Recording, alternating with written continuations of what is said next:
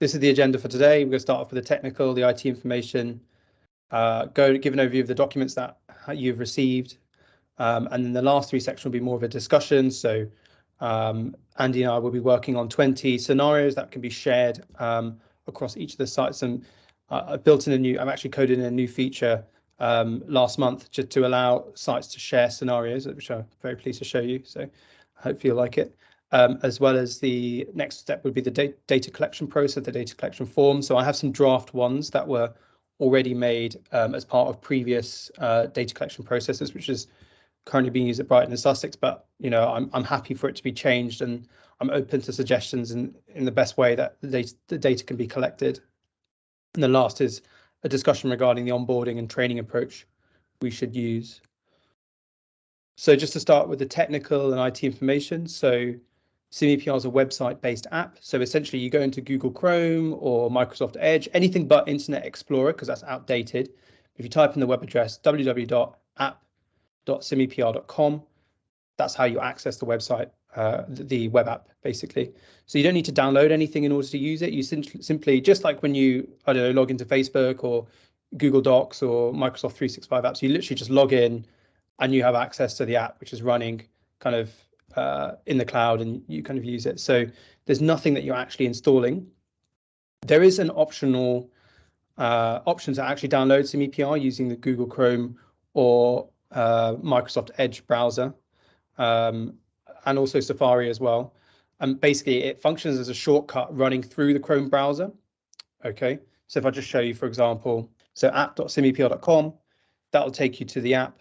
Okay, and what you'll see, so this is in Safari, so for Macs, but you'll see this download button here, which will allow you to, oh no, actually, sorry, that's the wrong thing.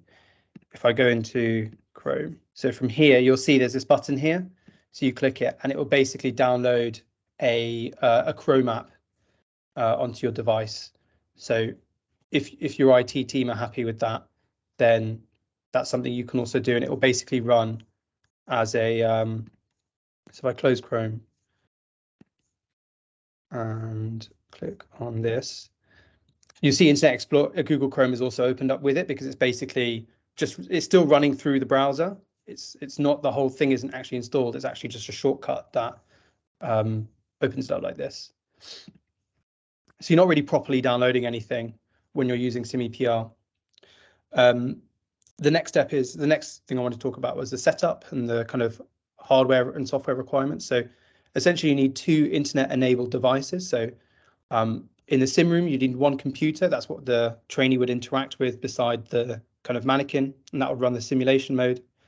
And in the control room, you would have either a computer, or you can use an iPad as well, because it's compatible with iPads. And with iPads, you can also download the app as well onto your device. So if I just show you, I mean, you can use on a mobile phone, but it's quite a small screen. But if you see, you can download the app from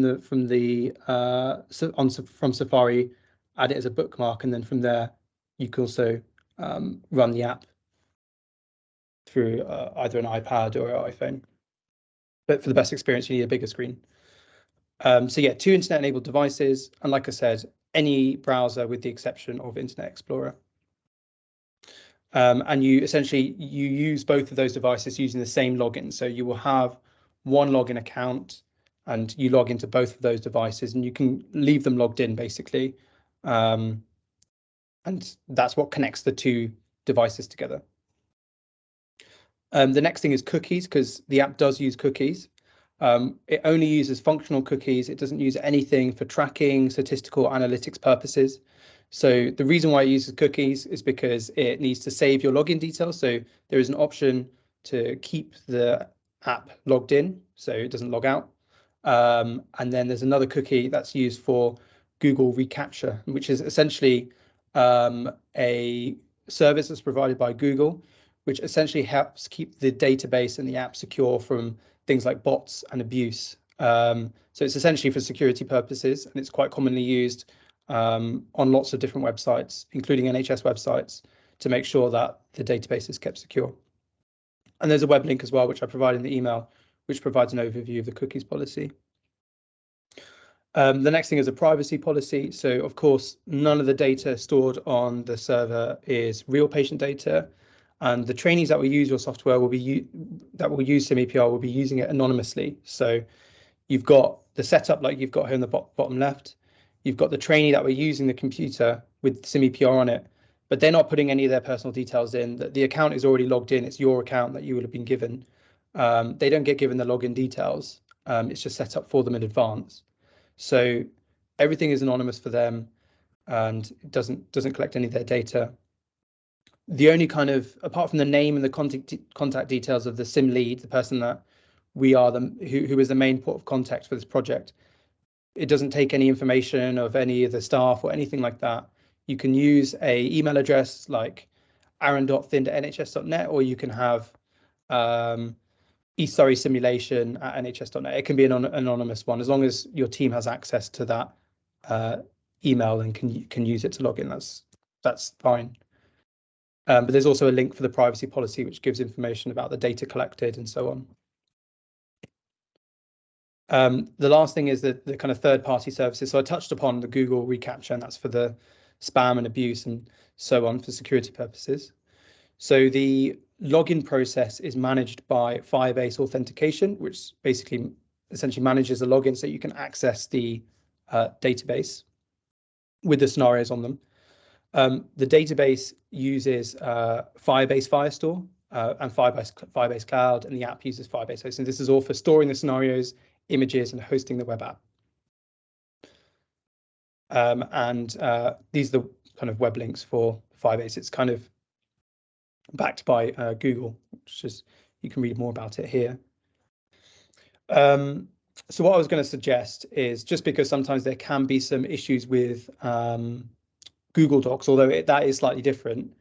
Once your IT team are happy for you to be using SimEPR, I think, you know, over the next, even today, I can provide a sort of dummy account with a login, and you can just check to make sure your the login process works on your computer on the hospital university network, just to make sure that process is okay. Sometimes initially there was a slight issue at Brighton where their server was the kind of hospital server was blocking the access to the database, and after a couple of days with the IT team, they managed to sort that out. So it's a fixable issue, but I thought it'd be worth just checking it in advance if there are any issues with that.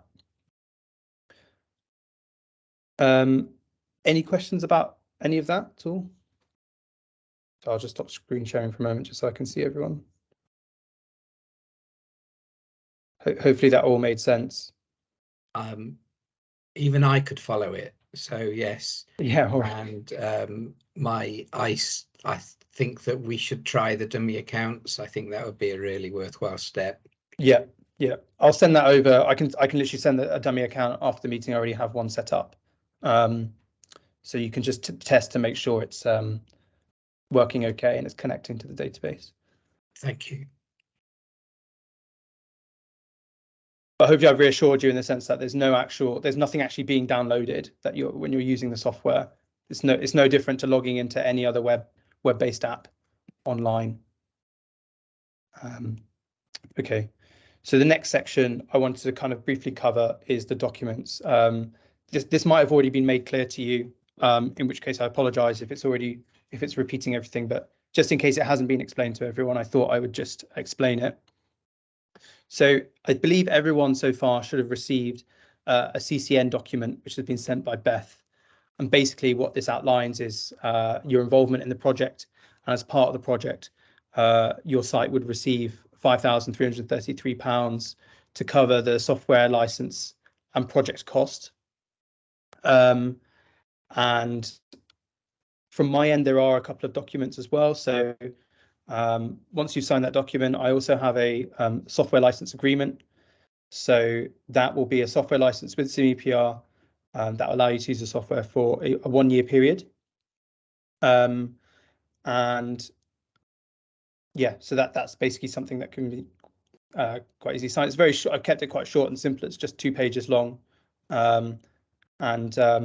As well as that, I will also send over the invoice for the £5,333, which is the exact amount that you will have received as part of the project outlined by the CCN document. And just in case there are any concerns about VAT, the company, Simepr Limited, is not a VAT registered company because its revenue is below £85,000, so it doesn't need to be VAT registered. So those costs are, that's the whole cost. There's no extra cost, extra VAT or anything like that at all. Any questions about that at all? Can we set it up so that these 5 people begin their license on the same day? So to speak? Yeah, so absolutely. Yeah, I was actually going to ask, what day do we, when should we actually do this, set the license date for? I'm wondering whether we should just set it for the 1st of December. Yeah. Does that work for everybody?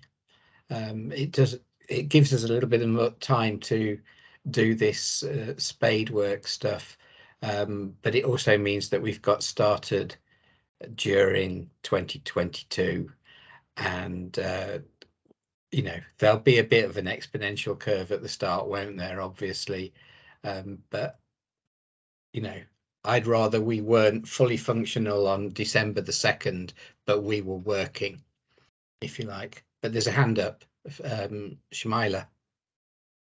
Yeah, we were, myself and Heather were just saying whether it'd be better to do it January, but actually we could probably do it 1st of December and then see if there was any teething problems, because you're going to send us the dummy run anyway, aren't you? So that might give us a bit of time. Just bearing in mind there are a lot of people on leave, not many people around over that time.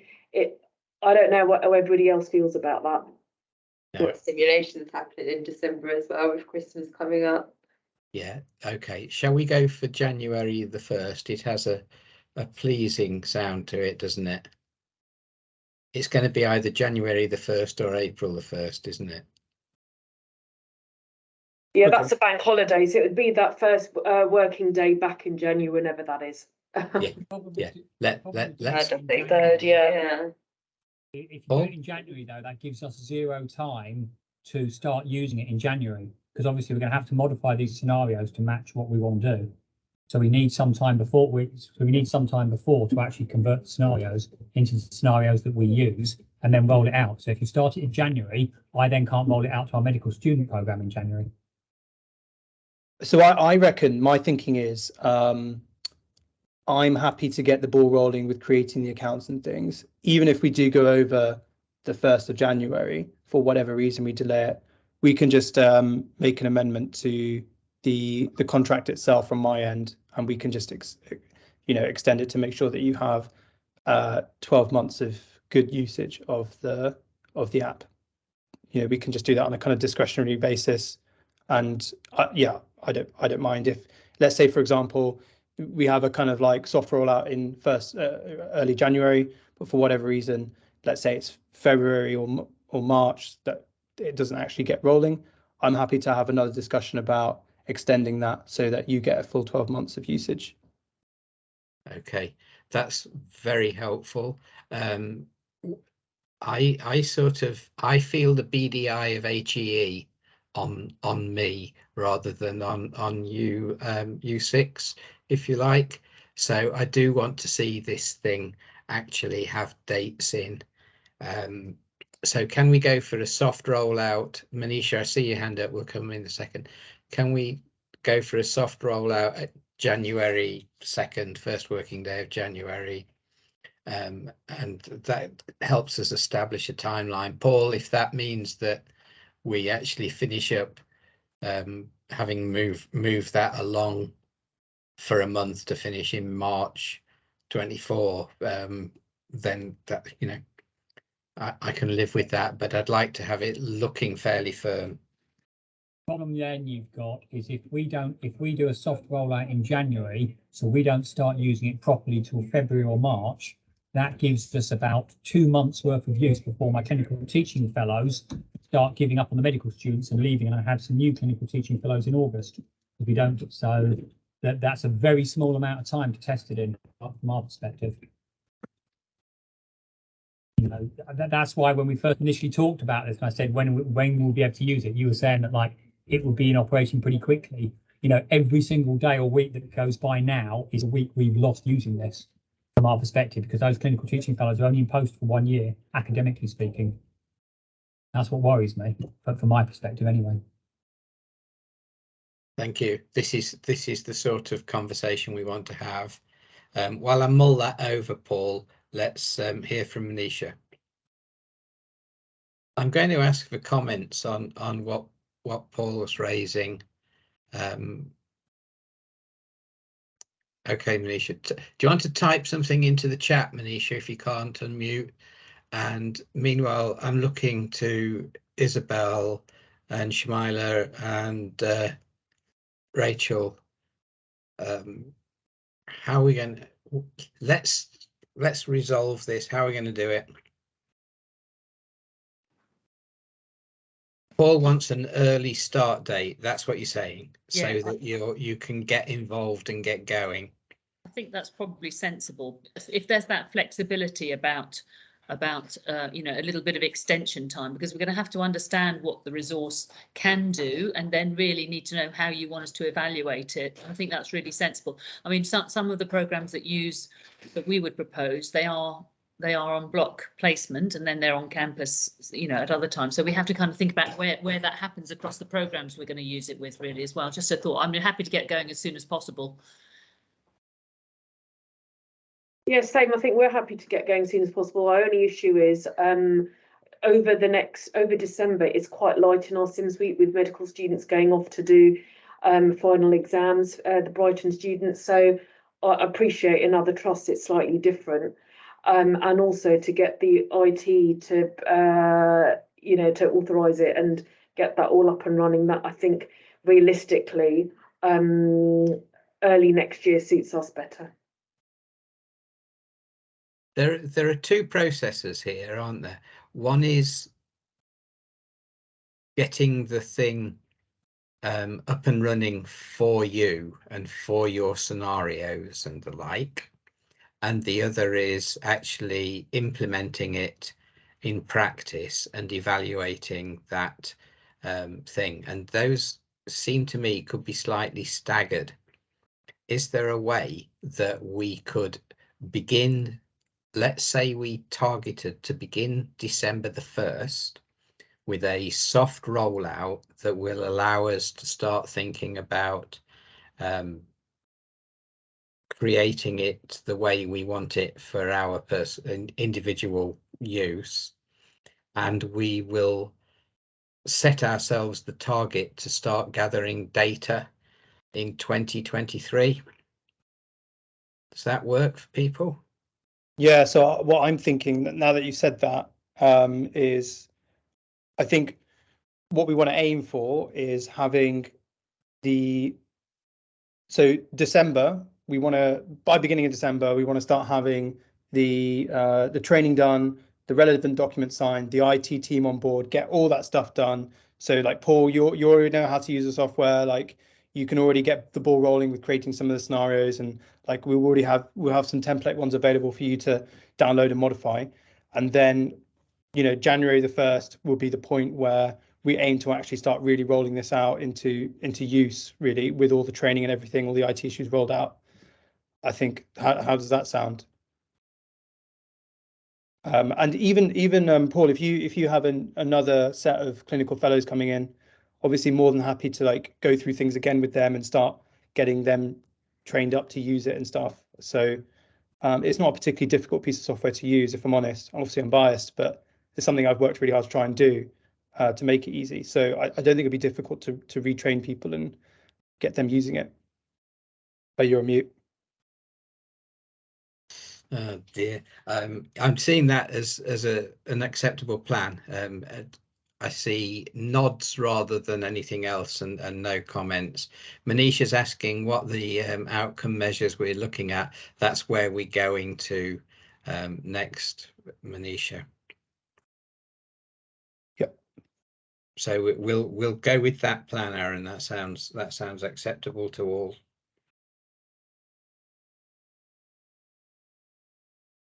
Okay, and let's go back to this. Okay, so the next thing, this is more of a discussion as well. So Andy and I will be making some scenarios that will be shared across the sites. And so what I've been doing over the last couple of weeks, if we go into,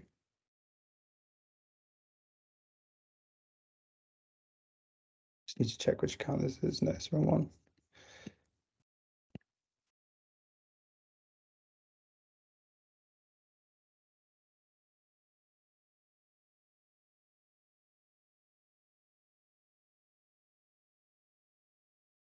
Yep, so what I did, this is just a test account. What I've created is something called a scenario store. So these would be like, for example, your scenarios that you can create and customize. And if you go into scenario store, I've hooked this up to Brighton and Sussex Medical School, but what we'll have is an account specifically for Simtel Southwest. And you essentially will be able to view the scenario. You'll access any relevant information about the scenario with the instructions. And then what you can do is download it. So if you click this button, you'll then start the download process. And then if we go back in here, you'll see Barbara McBain is now downloaded, and then you'll be able to use it as you would normally, or even edit it as well. So that's how you'll be able to, so there'll basically be like a centralized repository of all these scenarios, and you'll be able to just pick and choose and download whichever ones you want and then customize them. There'll also be space for you to make your own scenarios as well from scratch. And these were the kind of 20 scenarios that I kind of just drafted out. I haven't made them yet, but these are the kind of topics that I was thinking about covering. But open to any suggestions if there was anything else someone particularly wanted on there or thought should be changed because it's not particularly relevant, that's fine as well. Aaron, did you say you're in the process of writing these up, or are these already pre-populated now on the app? So no, they haven't been made yet. I wanted to just confirm that we were happy with these sort of scenarios, or if anyone had any suggestions for alternatives, I'm happy to. I think those ones are the standard ones that we would use. So I think that's a good starting point. Yep. Yeah, I mean, I think what we'd end up doing is downloading those scenarios and then basically converting them into the nearest, most appropriate one out of our medical student library that we use currently. So at least you've done like 2/3 of the work, but we just, because obviously it's going to be easier to turn your scenarios to match all of the stuff that we've already got than for us to churn out another 4 trees worth of paperwork and change all the stuff that we've already got into these. See what I mean? But I think it's worth us having them to begin with. And then obviously, if you're saying we can have another 20 as well anyway, then any that are missing off that from our library, we'll just create them from scratch. Yep. My question is whether a few more generic headings, you know, like shock, sepsis, you know, generic headings like that might be helpful rather than very specific forms of shock or sepsis.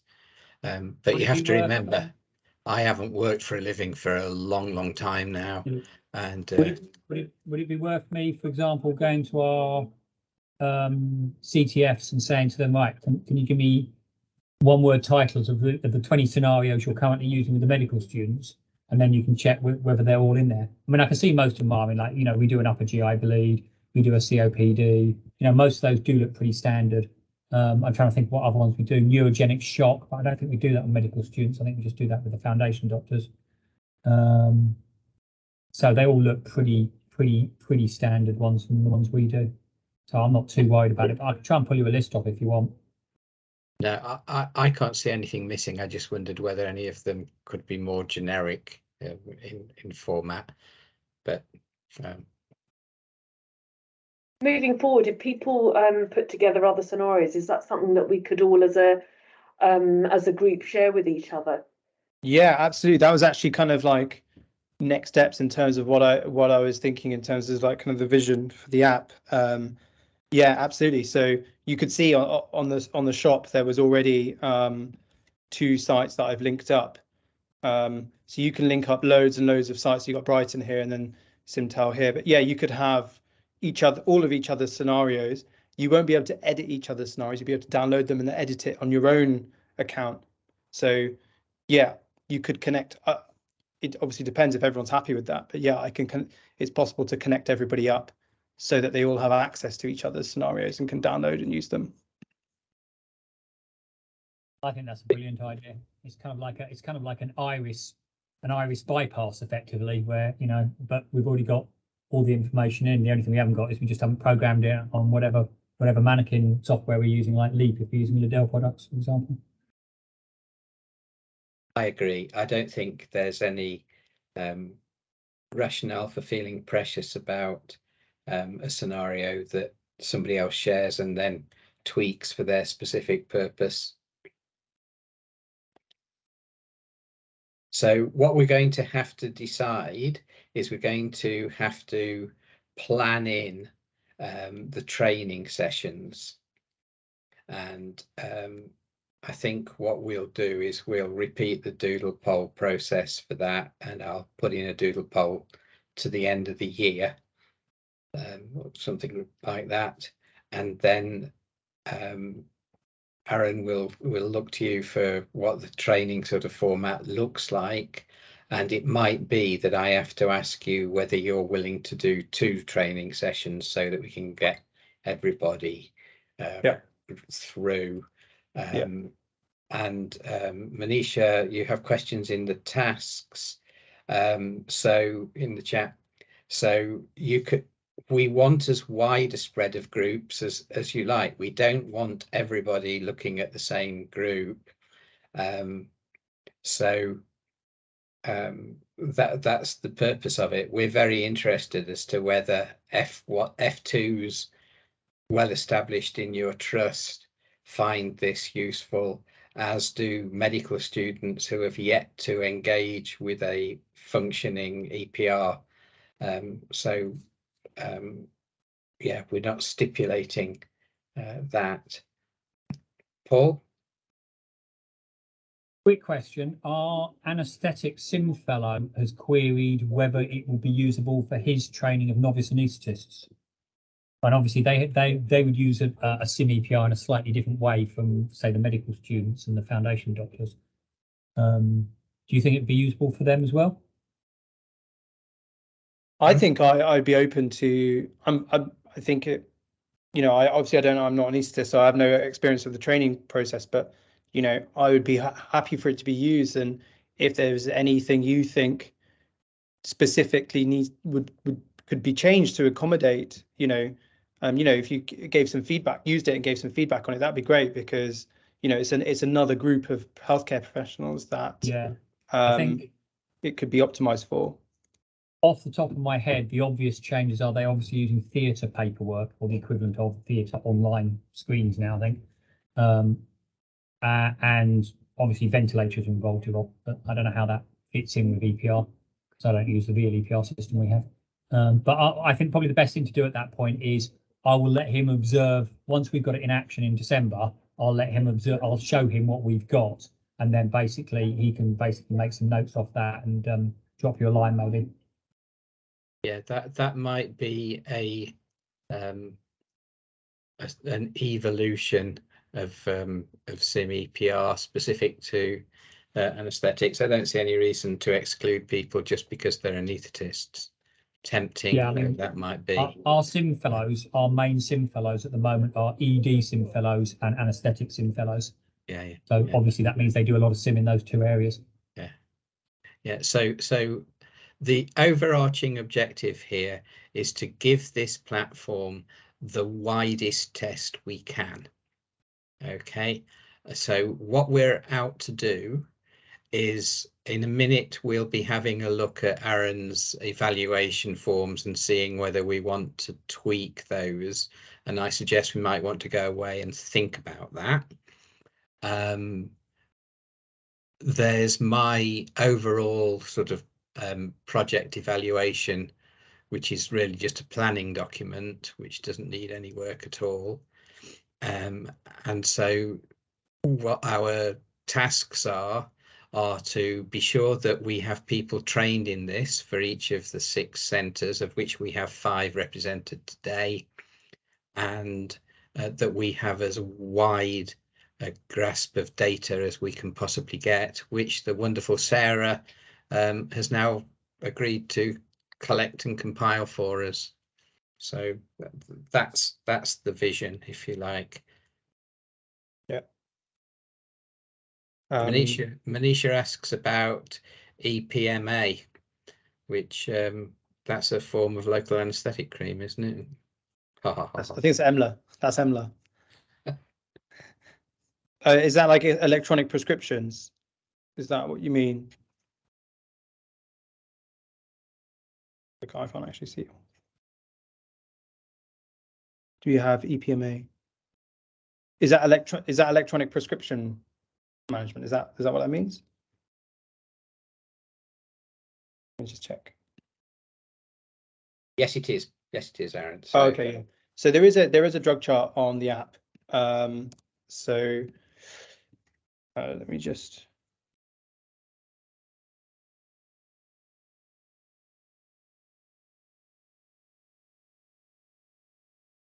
So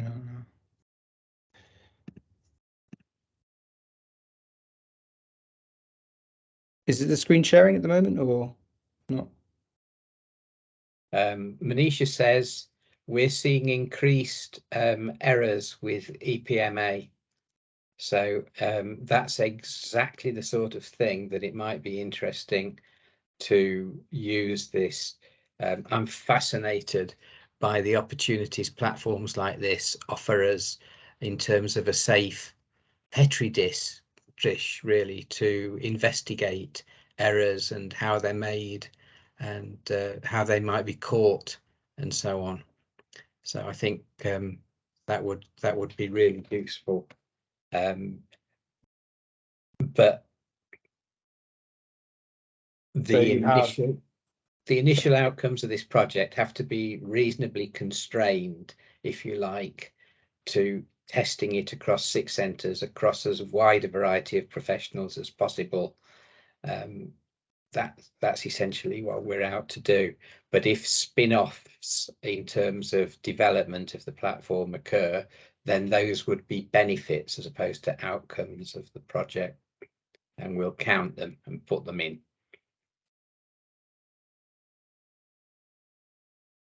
So yeah, as you can see, also there's prescribing as well. So I basically coded the whole BNF and put it in here. So it will also partially auto-generate some of the prescriptions based on the BNF, and you can pick the best option or create your own prescription regimen as well.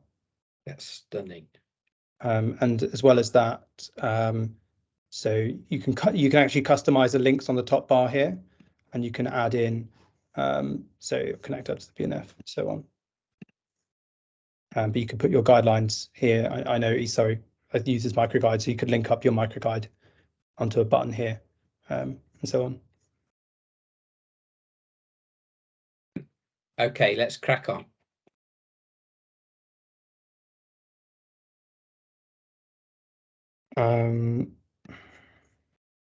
So yeah, in terms of, there's just a couple of things I wanted to say about the onboarding and training. So the first thing is about creating the account. So we'll start off with a dummy account that I can send off literally today, this afternoon or this evening, and you will be able to just, it won't have anything on it. It'll be completely blank because it's just a test account, but you'll all have the same login. You just log into it, and you can just it's just to check that you're able to access Simepr properly, nothing's blocked or anything.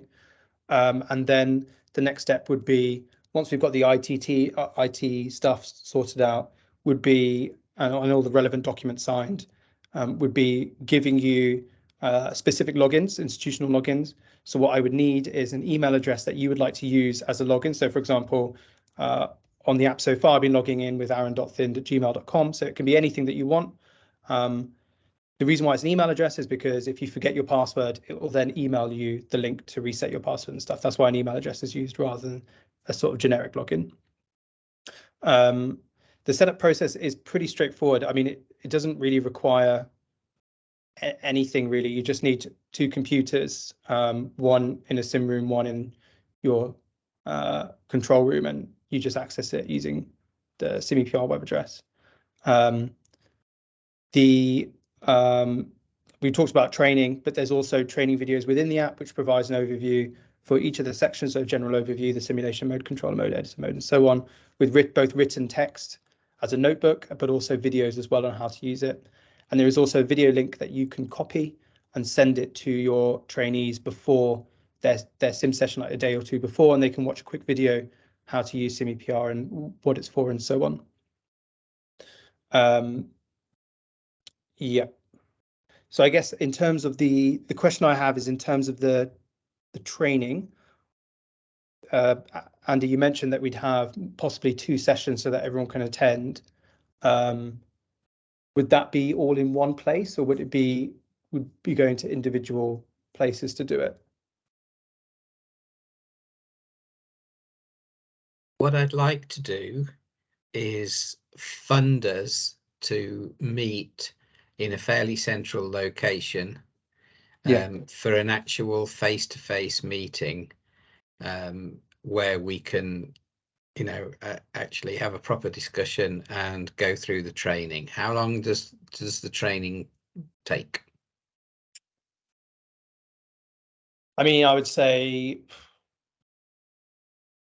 to give everyone a chance to use it, we can easily go through everything within 2 hours. I mean, I think I probably went through it with Helen in maybe an hour and a half last time.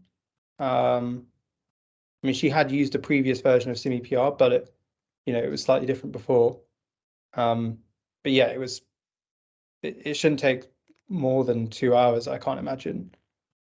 So if we said that we were looking at 2.5 hours for training and some sort of plenum discussion and planning of this, yeah, that would work.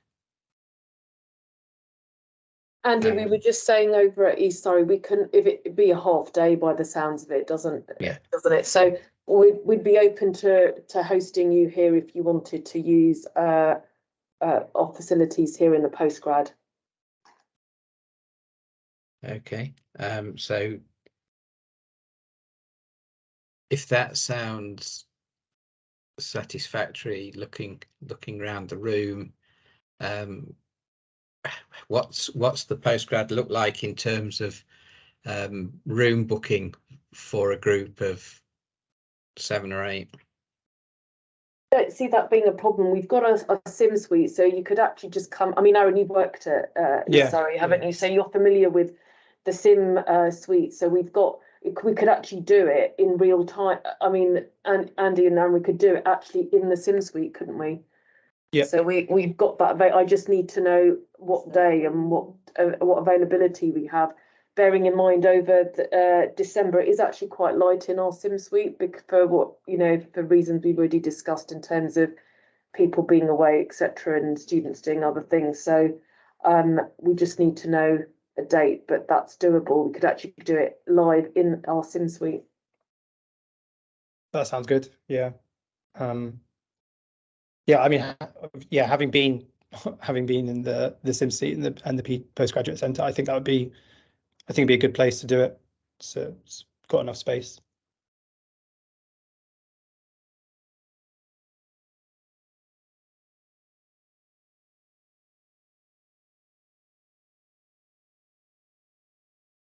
Was there any other questions at all about kind of this section?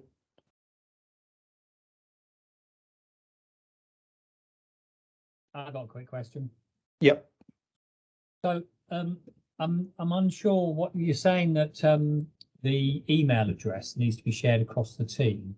Yeah. What is the email address? I know you use the email address to log in to SimEPR, but if the only reason for the email address is in case you forget the password, then it actually doesn't need to be shared across the team at all, does it? Yeah. So my bad, actually. So the reason is because on Google Firebase, on Firebase authentication, you can only use an email to log in. You can't just use a non-email it's the way it kind of runs. So you can only log in using an email address and a password, or like a phone number and a password, or something like that. So, but the reason why some key people might need to have access to that specific email address is because if the password is forgotten, so it needs to be a real email address, because if the password is forgotten, it will then email a link to reset. So somebody in your team, or just like you, or maybe another senior person, might need to have access to that email address, just because if the password is forgotten for whatever reason, you can reset it quite easily, just like any other account, right? Just like if you're on Twitter, you want to be able to reset your password and have a real email address being used. You don't use that email account while you're using Simepr tool. Yeah. Right. So exactly. Yeah. So there's no point me asking for a special shared inbox to be set up or anything. They can just use they can just use an inbox that some of us have access to, but the others don't. But we just tell them what the email address and password is for the account. Yeah, exactly. So at the way it kind of works at Brighton is Helen Flanagan, we just used her email address for the account, and people log in using her email, but obviously they don't have access to her NHS email account, but they can access SIMEPR using it, but they don't given the password. So there is an option to leave it logged in. Okay, so even when you close the app, it will log in. So you leave it logged in. So even when you close it, next time you open it, because it's saving cookies to the device, it will keep it logged in. And what that means is say you only have access to the real password, but your trainees won't have access, but they can still access it because it's always left logged in. But they're not able to edit the scenarios, because in order to edit scenarios, you have to re-enter the password. So all they can do is view and use the scenarios, but they're not able to do anything extra. So for her, she has access to the password. Nobody else does, but they're able to still use SIMEPR because it's left logged in. But that means they can't actually, because you need to enter the password again, they can't just change the scenarios and delete anything without her permission beforehand, if that makes sense.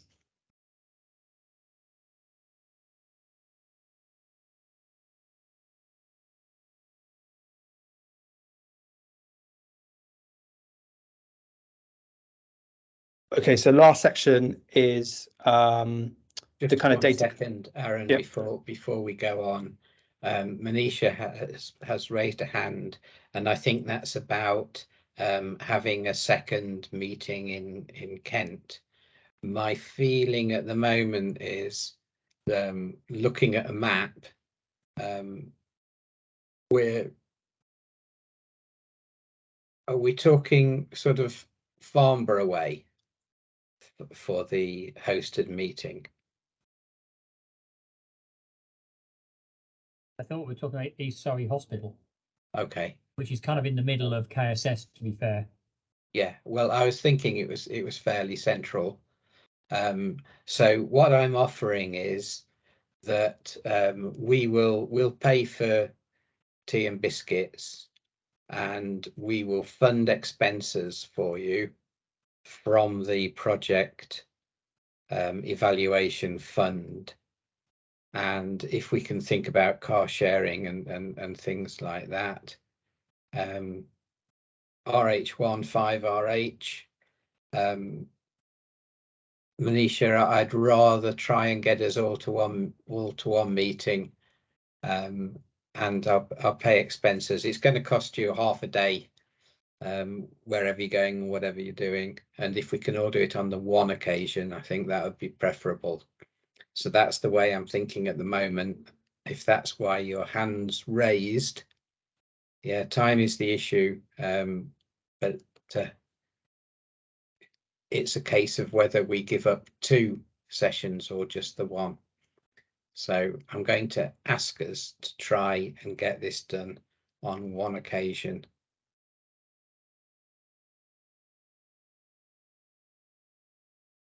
So let's carry on from there for now. Thank you, Aaron. Do you want to keep going? Okay. I am reading your comments, Manisha. I get it. The last thing was, this is probably the least important at this stage, but something probably just to think about are the kind of the data collection process and which is probably kind of more for me and Andy to kind of sort out really, but obviously we want you guys to be involved as well. So I have the kind of draft forms, feedback forms. So this is the feedback form that's for the trainees to fill out. So I need to actually update this, but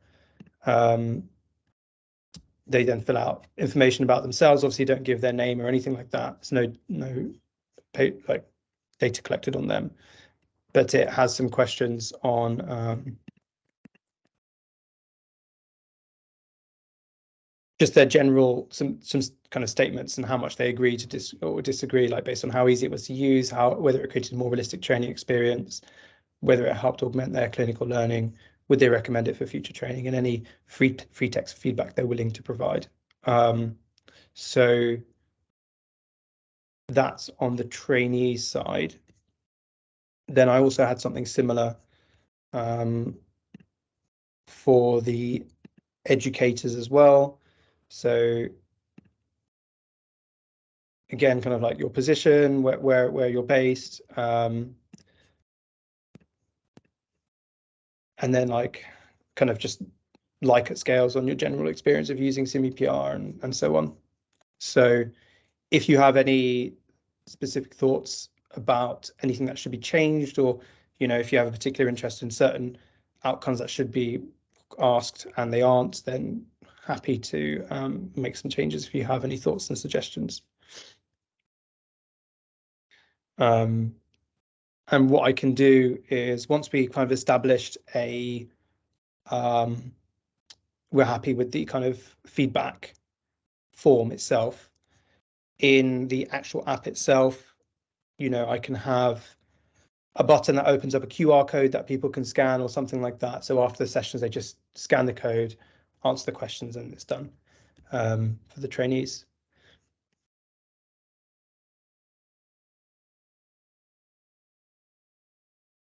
Paul?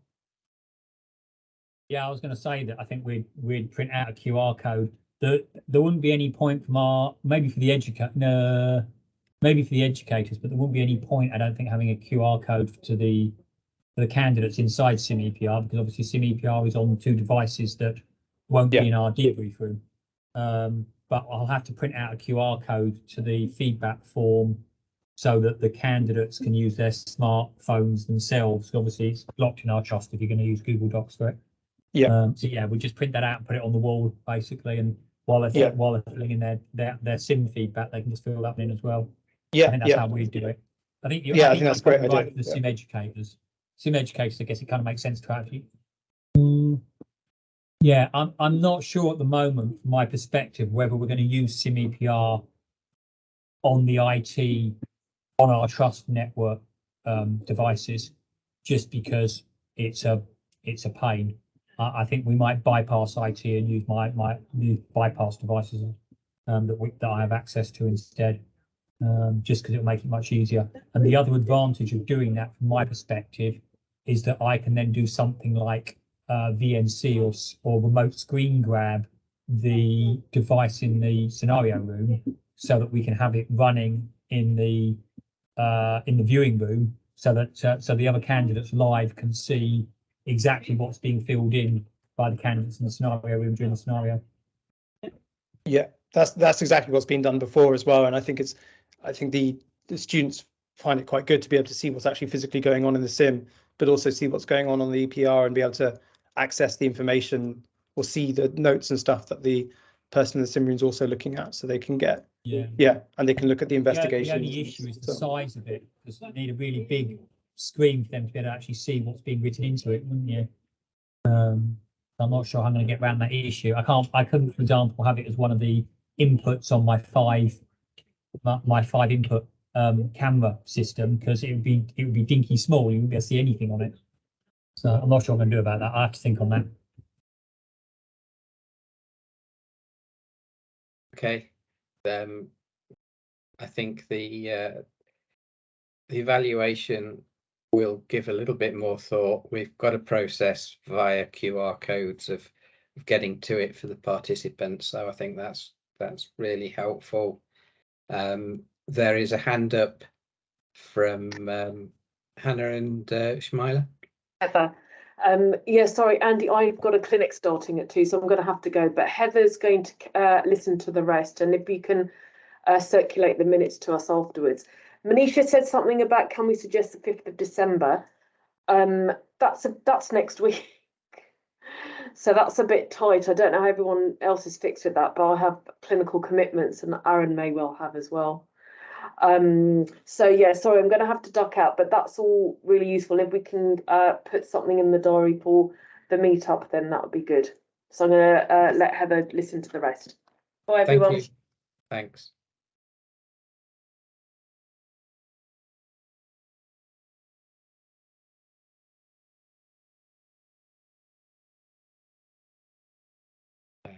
Rachel's typing, I think. 5th December is not next week in my calendar. No, it's 2 weeks, but I'm not going to respond to sort of like every individual request at this stage. The 5th of December is noted, but we'll poll people.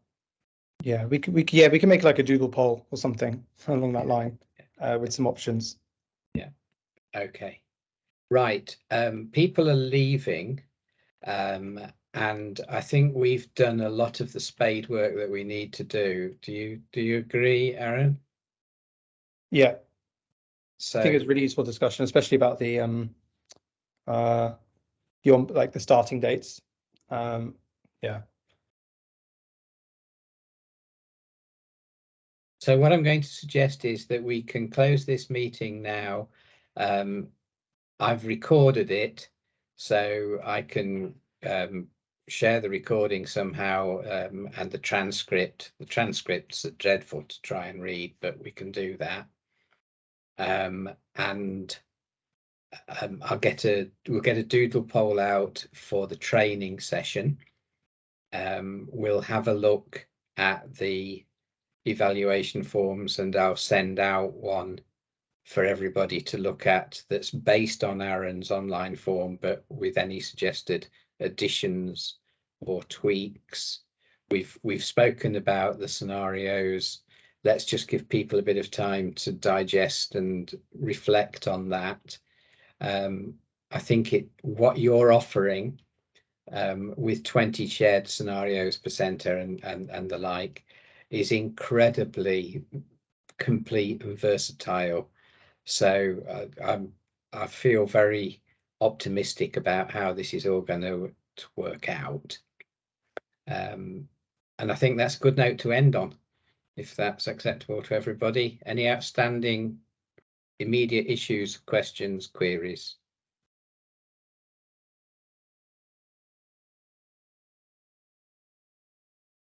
Okay, I'm not seeing anything at the moment. So thank you all for your time. Thanks very much. And watch this space. Yeah, Thanks for your time, everyone. Thanks then. Bye. Bye. Thank you. Thanks, Aaron. Thanks, Aaron. Well done. Bye.